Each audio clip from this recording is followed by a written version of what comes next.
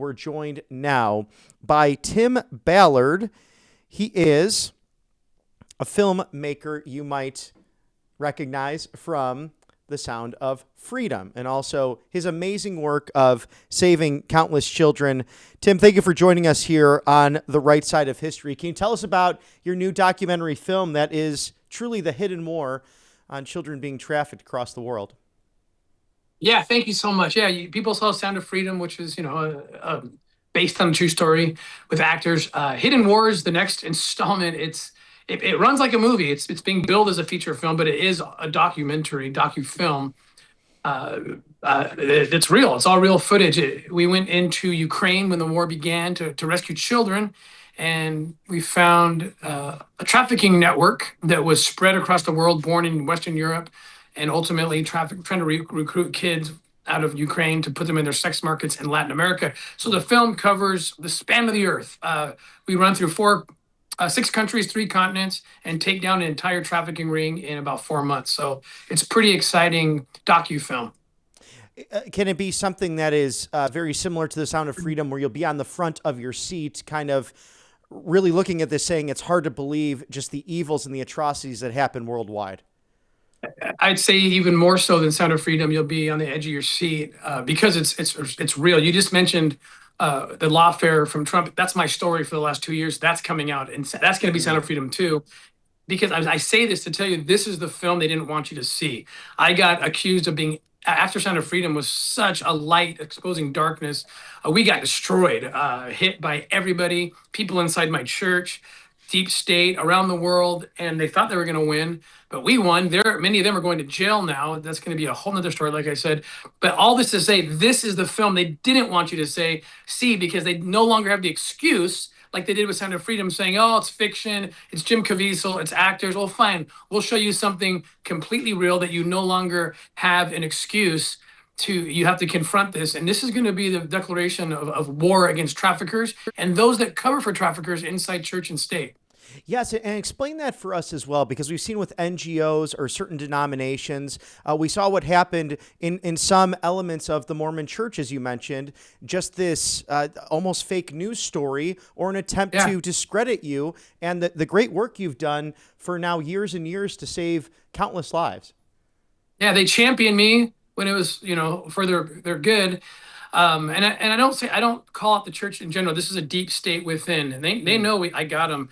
They colluded with a George Soros-owned tabloid magazine that's anti-Jesus and pro-pedophile called Vice News, and they gave them this lie. This guy named Doug Anderson, the PR lead, and others. I know who they are, and they know I know who they are. Just completely lied to them about all sorts of things. Defamed one of their own apostles in the process.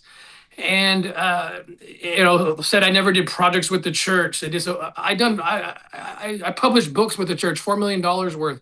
I did projects with everybody from the top to the bottom, and they thought they'd get away with it because they thought that they were working in collusion with lawfare warriors, and they thought it would take me out and I would die with the lie. But I survived, and now they have a lot of answering to do. We had a bill called the Sound of Freedom Act in August 2023, which was with Trump. Trump asked me to run for senator of Utah. I announced on the Sean Spicer show that I was going to do that. And 3 weeks later, this guy, Doug Anderson, within the church PR department, defames me. You know what happens when a nonprofit 501c3 meddles in a federal election, one that Trump had asked me to run for Senate, right? Kevin McCarthy had asked me to promote the Sound of Freedom Act, which was going to expose the traffickers on the border. It was going to expose the satanic ritual abuse attached to clearly being hidden by elements of the LDS Church. Okay, they certainly didn't want that exposed. When I went to them, when I thought we were all good, I told them about it. They said, "Don't go down that rabbit hole." So they got a lot of things to answer for.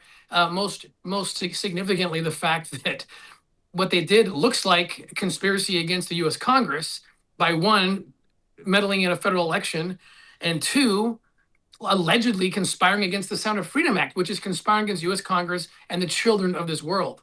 The Sound of Freedom Act is being resurrected. There's new sponsors. It's going to kind of come out along with Hidden War. And the Congress asking reasonable questions. What happened to the first attempt? Oh, well, this guy named Doug Anderson stepped in, shot the first, shot across the bow. Well, what's he hiding? Well, no, you might want to ask him that. And that's and I can't say more than that at this point. But people need to see Hidden War because it's the movie they didn't want you to see. That's the point. It's the movie they didn't want you to see. So show them up, take it to them by coming and watching the movie, educating yourselves, and joining our movement to rescue more kids and expose all these weasels throughout the world, really, not just one church, many churches, many institutions, and governments. They're covering up the fastest growing criminal enterprise on the planet, which is the sexual abuse and trafficking of children. It's an unthinkable act. And Tim, that's what I'm so impressed by you, because you're a former Department of Homeland Security agent. And it was 2 weeks prior to that mission that surrounds the Sound of Freedom, where you talk with your wife, and it's detailed by Jim Caviezel in the film. And you forego that pension because the federal government at this time said shut it down, and you ended up saving a brother and a sister. But it's just one personal story in what could be thousands of stories across the entire world. And those stories, we're going to be telling all of them. I just got out of Syria, believe it or not. I was in Syria just a few weeks ago. We went in, infiltrated Shueda. That's the Christian Druze town that was being beat up.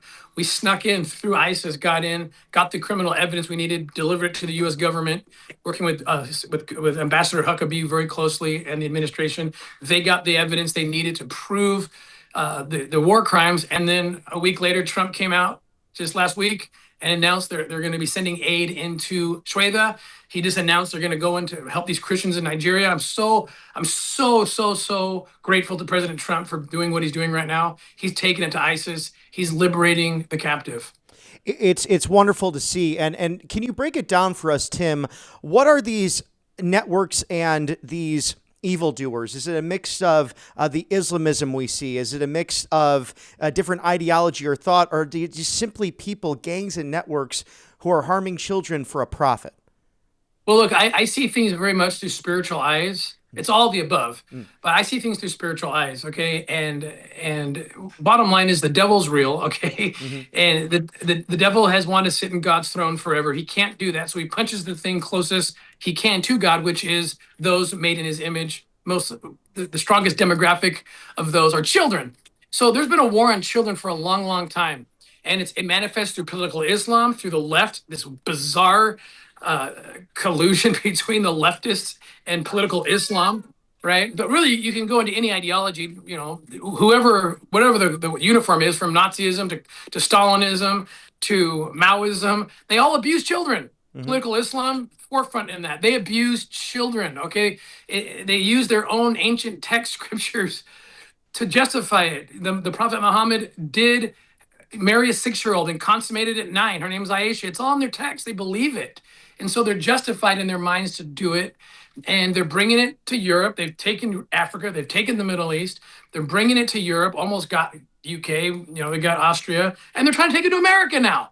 They're bringing it here. Our children if we don't clear this thing up and stop this, we are going to become the next Lebanon. We're going to become the next UK.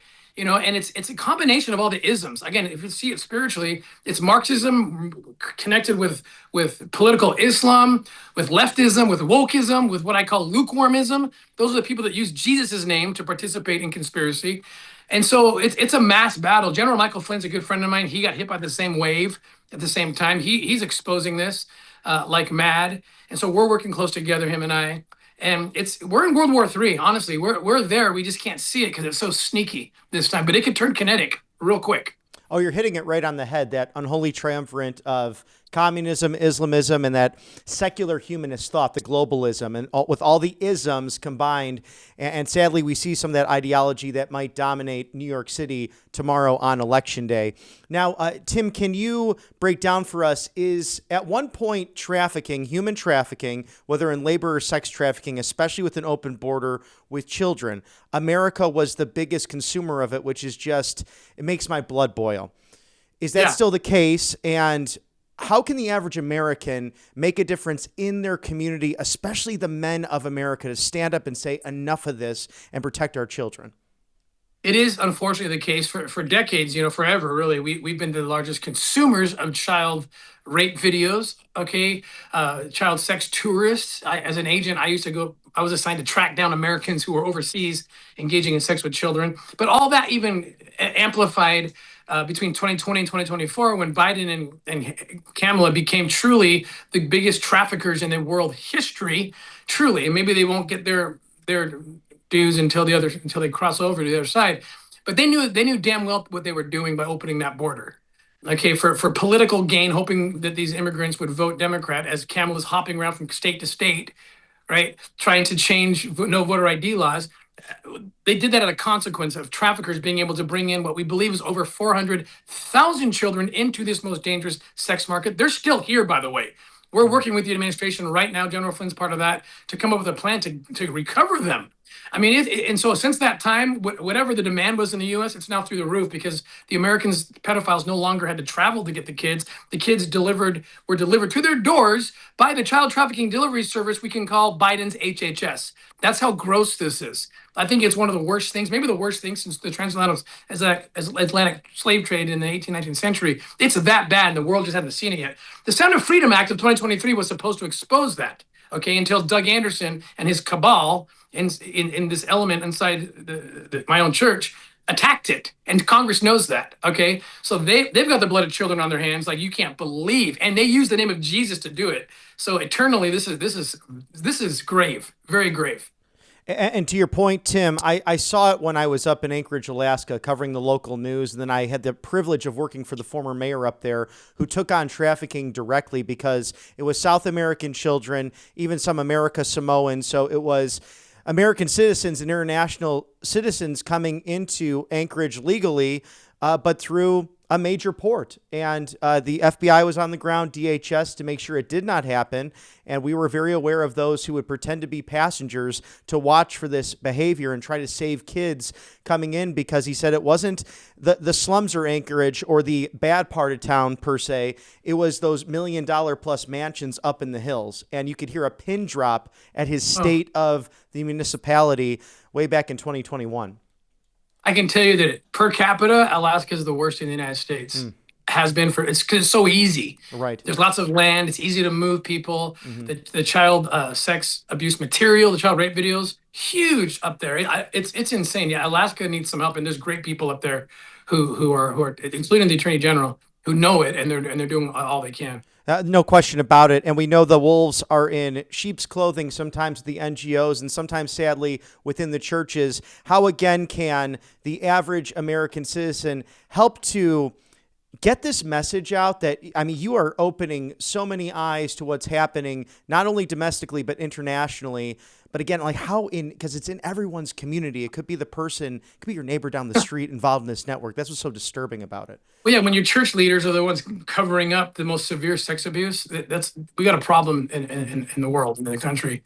But I would tell everybody, the first thing to do is get educated, get converted to it. Go to See Hidden War, November 14th. It'll be in theaters in the United States and then later throughout the world.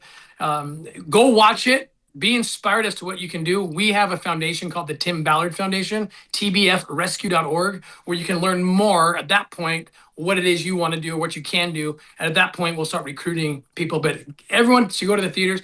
Hidden War is such an experience because it's not like Sound of Freedom where it just takes place in one country. It takes place in every corner of the world. We're in Western Europe, Eastern Europe, US, Mexico, Latin America. So everybody can see how it works in their region and how the bad guys use borders and boundaries to create the smoke screen so we can't see what it is they're actually doing to our children, just like the 400,000 that Biden used and Kamala used, the border, to hide them, to hide their crimes. And those kids are still being terrorized and demolished in our country right now. It's happening still right now. We haven't got them back yet. We have some of them back thanks to Trump, but we haven't got them all back. So that's going to be a mass exposure too. And we'll find out who was covering up for those kids. It's vast. The net's going to be vast, and the bad guys it's going to be shocking when you find out who the bad guys are. And I'm looking forward to all of it, where the breadcrumbs lead to expose this evil. Light always exposes the darkness. And regardless of Republican, Democrat, Independent voters out there, I think it's something we can all unify as Americans. We know where the national parties stand on either a sealed border, a closed border, or an open one. So that's why it's important to vote, because of this very trafficking issue. Tim Ballard, thank you so much. We're praying for you. We're praying for your team, the former DHS agent who inspired the Sound of Freedom. Tatum, returning with his new film Hidden War, premiering November 14th in U.S. theaters. Go and see it. Tim, please come back and see us at Right Side Broadcasting Network again very soon. Would love to. Thanks so much.